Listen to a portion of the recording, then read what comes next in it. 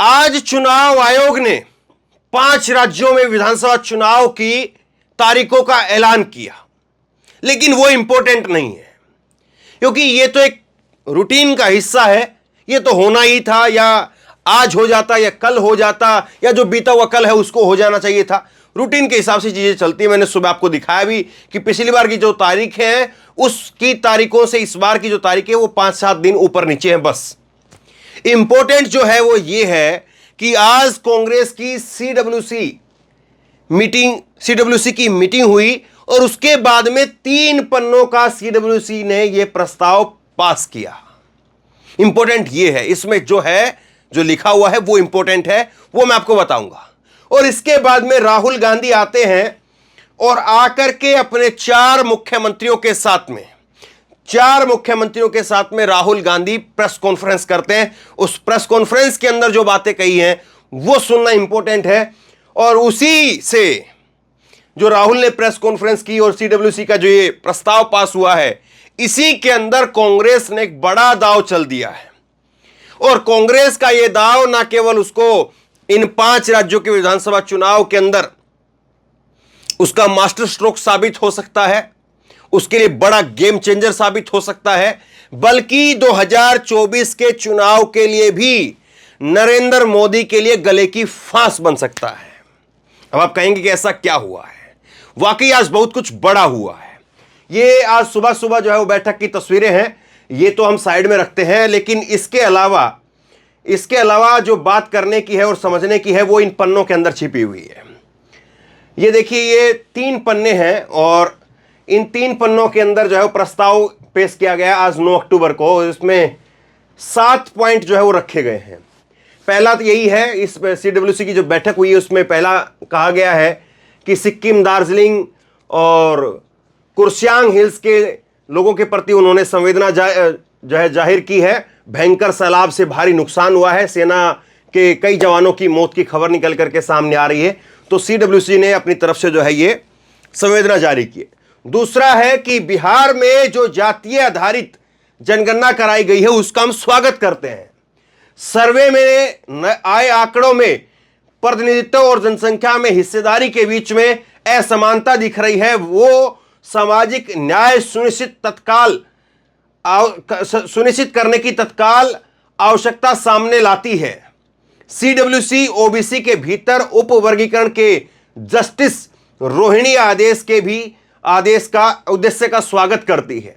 तो यहां पर जो जिक्र किया गया वो बिहार की जातीय जनगणना का जिक्र किया गया और इसके बाद जिक्र किया है यहां पर। ये तो पहला जो है। दूसरा जो पॉइंट है इसमें तो केवल भूमिका है कि हम स्वागत कर रहे। ये फिर इसके बाद में जो पॉइंट है उस पर बड़ा इंपॉर्टेंट है। ये कह रहे हैं कि जिस तरह से जनगणना का जो आंकड़ा निकल करके सामने आया है और इस आंकड़े से ये दिख रहा है कि ओबीसी समुदाय के लोगों को उनके साथ में जो धोखा किया गया और ओबीसी को उनका हक नहीं मिल रहा। ये कांग्रेस पार्टी की तरफ से कहा गया। और इसके बाद में फिर जो 3 पॉइंट रखे गए वो सुनिए। इसलिए कांग्रेस पार्टी गारंटी देती है कि हमारे नेतृत्व वाली सरकार, यहां पर 3 पॉइंट इंपॉर्टेंट है, ये हमारे नेतृत्व वाली सरकार होनी चाहिए। और इसमें जो है वो गारंटी हमारी क्या है कि सामान्य रूप से 10कीय जनगणना जो कि 2021 में होनी चाहिए थी, उसके तहत राष्ट्रव्यापी जातीय जनगणना करवाने की गारंटी देती है।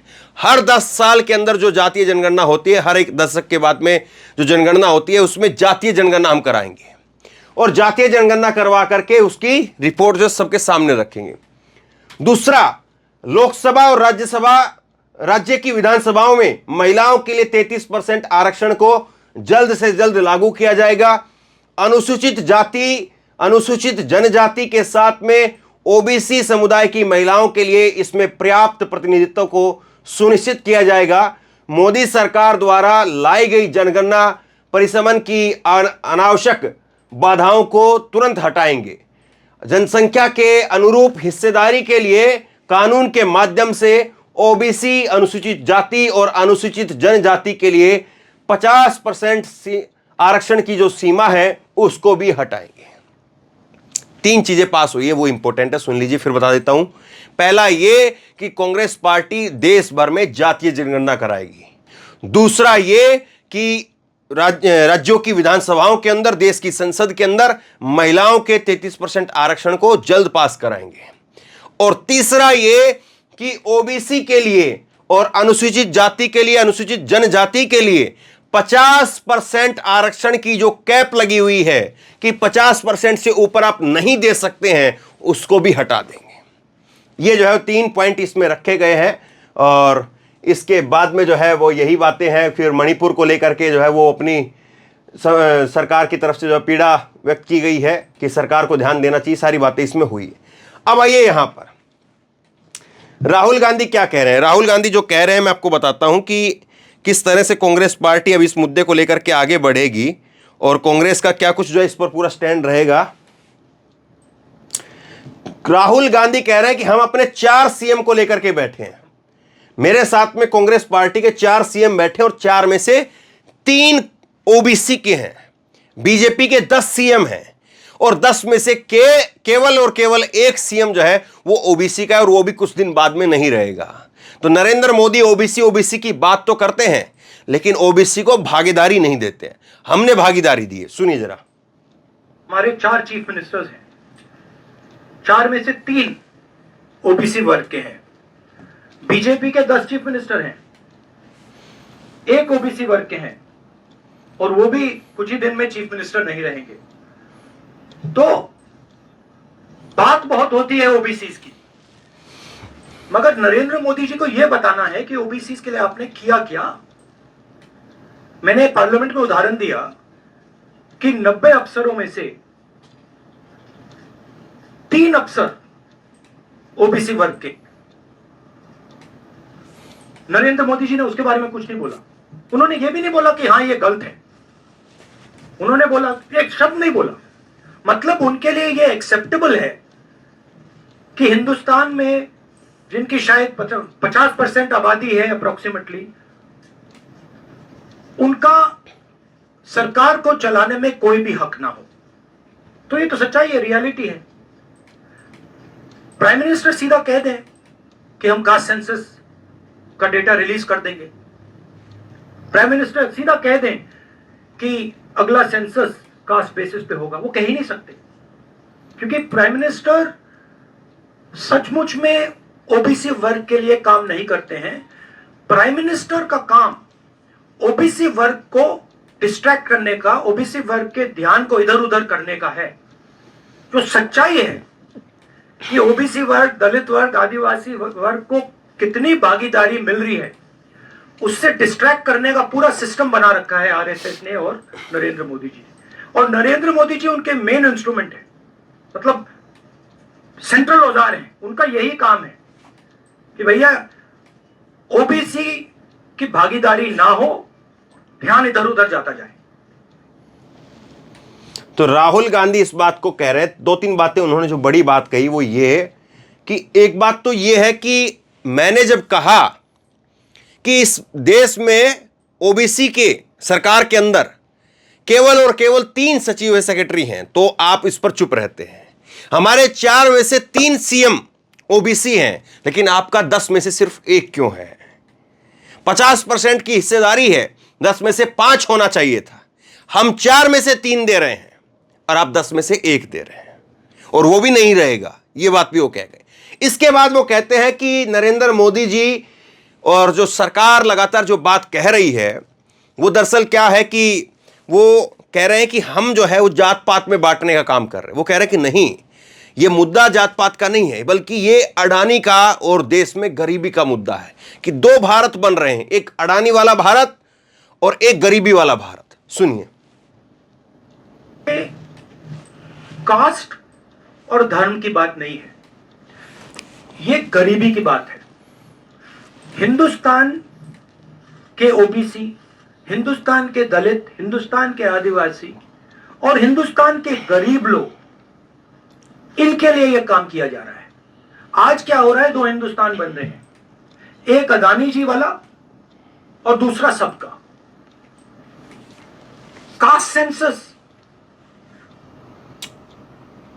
साफ दिखा देगा कि हिंदुस्तान में लोग कितने हैं, कौन है और हम वहां नहीं रुकेंगे, उसके बाद इकोनॉमिक सर्वे होगा, तो हमें यह भी पता लग जाएगा कि कितने लोग हैं, धन किसके हाथ में है, धन कहां है, एसेट्स किसके हाथ में है।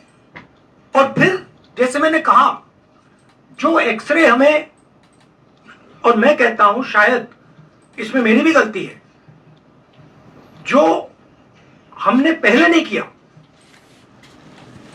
उसको अब हम पूरा करके दिखा देंगे, क्योंकि इस एक्सरे की जरूरत है। अगर हम नया पैराडाइम, नया डेवलपमेंट का पैराडाइम चाहते हैं जहां सबको न्याय मिले, उसके लिए हमें कास्ट सेंसस करना ही होगा।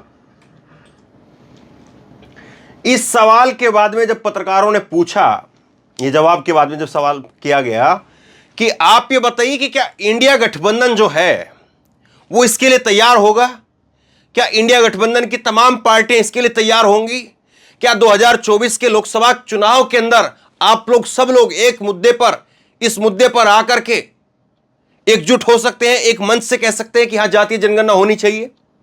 इस पर क्या जवाब था वो सुनिए।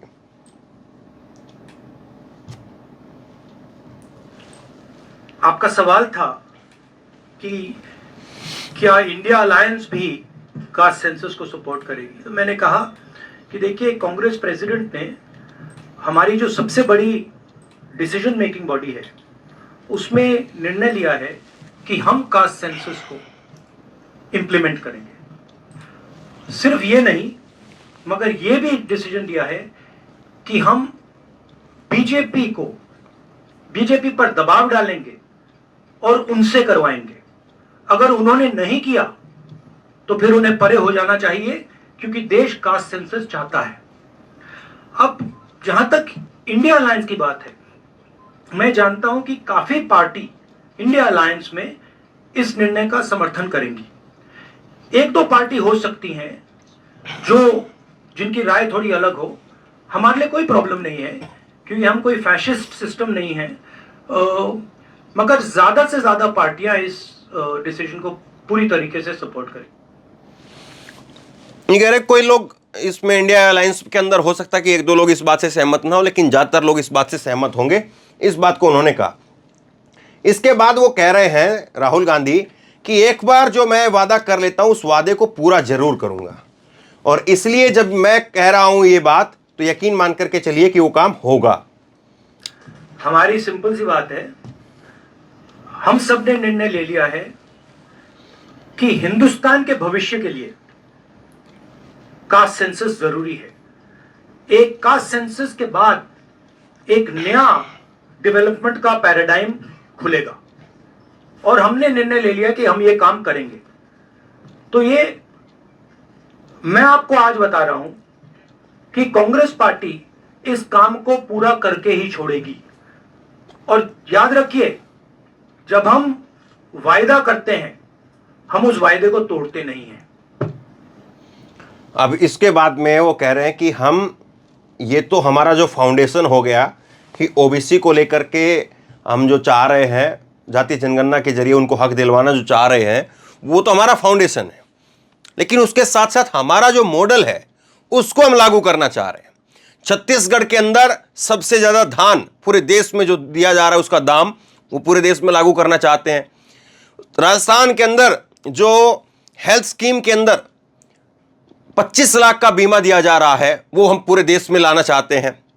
और इसी तरह से कर्नाटका में जो सामाजिक न्याय की स्कीमें चल रही हैं उनको हम सारे देश में लागू करना चाहते हैं। कांग्रेस मॉडल हम देश में लागू करना चाहते हैं। सुनिए। माहौल बहुत पॉजिटिव है, और मैं चारों जो हमारे स्टेट्स हैं उनके बारे में कह सकता हूं।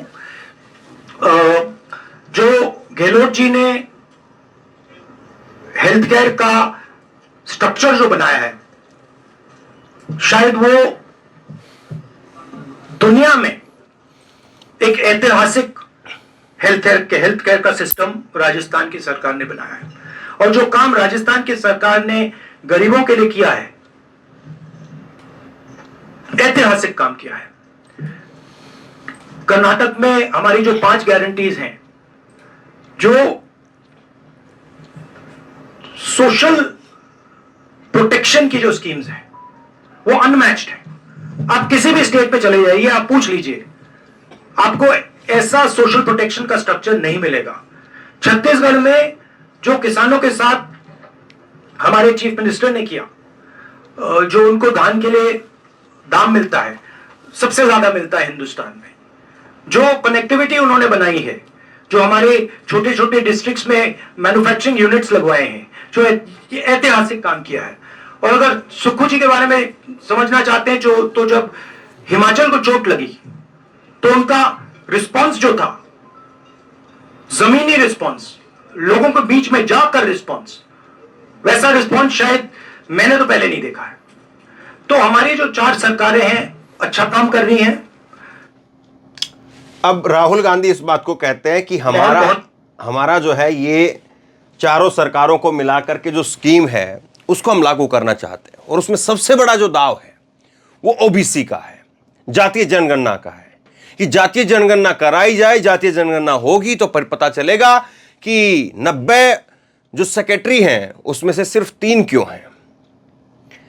देश में जो 50% ओबीसी का वर्ग है उसको कितना फायदा पहुंच रहा है, कितना उसको जो है वो सरकारी स्कीम से लाभ दिया जा रहा है, ये सारी चीजें लोगों के सामने आएंगी।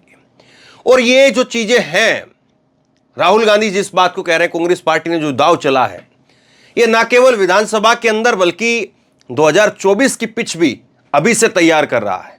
और आप याद करिए, नरेंद्र मोदी एक बार नहीं बोल पाए अभी तक। 90 में से 3 ओबीसी सेक्रेटरी क्यों है, इस बात को लेकर के नरेंद्र मोदी अभी तक बोल नहीं पाए हैं, जवाब नहीं दे पाए हैं।